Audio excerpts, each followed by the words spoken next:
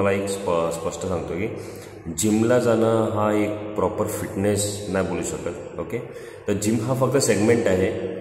Okay, ते जिमच्या आतमध्ये तुम्ही कोणता सेगमेंट तुम्ही फॉलो करतात तो खूप इम्पॉर्टंट आहे. म्हणजे आपल्या इंडियामध्ये मोस्टली बघायला गेलं तर आपण फक्त फॅट लॉस, वेट गेन आणि मसल गेनचीच बोलतो, पण fitness is more beyond than this. Okay, it's related to your hair, skin, your heart, your bone and your muscles, your endurance, your stamina, everything. म्हणजे तुम्ही कोणता फॉलो करतात ते खूप इम्पॉर्टंट आहे. तर प्रत्येकाचे सेक्टर वेगवेगळे असतात, प्रत्येकाचे गोल वेगवेगळे असतात, पण सगळ्यांचा जर गोल फक्त फिटनेस राहिला तर तेव्हा हा कुठे सोल्युशन हा आपण त्याच्यामध्ये बोलू शकतो. तर शेफालीचा सेगमेंट खूप वेगळा होता, प्रत्येकाचा सेगमेंट खूप वेगळा असतो. पण तुम्ही फिटनेस जर बघायला गेलं तर काही म्हणजे इंडियामध्ये मोस्ट असे चांगले ॲथलीट आहे जे म्हणजे जास्त करून ऑलिम्पिकला रिप्रेझेंट करतात. ते ॲक्च्युअलमध्ये ते प्रॉपर फिटनेस असतो त्यांचं, कारण की ते ओव्हरऑल ते स्ट्रेंथ म्हणा, ते स्टॅमिना म्हणा, ते एन्ड्युरन्स म्हणा किंवा हार्टचं म्हणा, ते सगळं त्यांच्या ट्रेनिंगमध्ये इन्क्लूड असतं करून ते. आणि ते पण ते जिमला जाऊनच होतं ते. म्हणून तुम्ही पण जिमला जाऊन तुम्ही कोणता सेगमेंट फॉलो करतात ते खूप इम्पॉर्टंट आहे.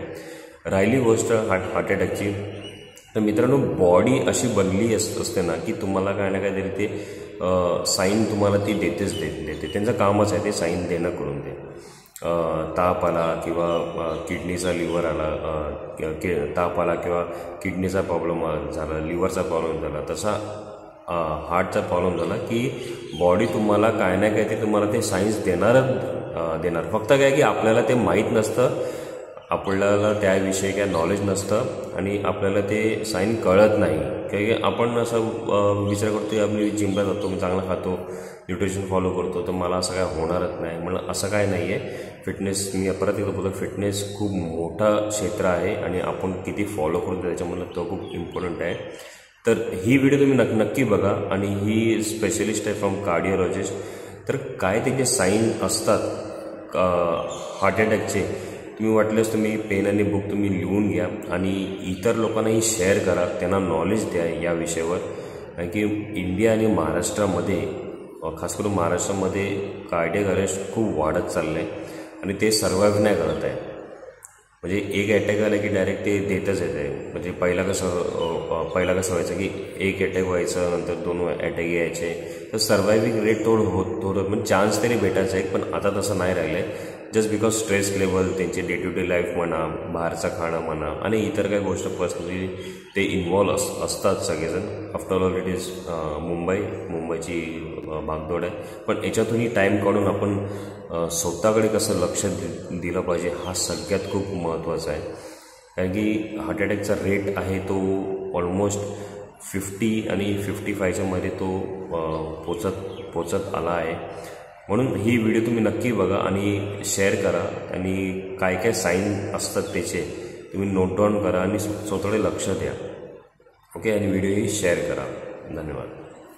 1 month before a heart attack, your body gives you signs. Please pay close attention to these signals. They could save your life. I'm a cardiologist and I've seen up close what a heart attack can do. The saddest part is that in many cases, the body had already given signs. That's why I'm asking you to listen carefully and help share this with everyone you love. Sign number 1, frequent nausea and dizziness. Many people arrive at the hospital saying they've been feeling nauseous or dizzy for weeks, thinking it was just the heat or stress. But in reality, those symptoms could point to circulation problems in the heart. If you don't have a clear cause, like pregnancy, intoxication, or an infection, go see a doctor. Sign number 2, extreme fatigue and constant headaches. This isn't the tiredness from work. It's a strange kind of exhaustion that doesn't go away even after resting well. And if it's accompanied by daily headaches or ones that worsen over time, it could be an early warning sign of a heart attack. Sign number 3, numbness on one side of the body. Do you suddenly feel like your arm, leg, or half your face is falling asleep?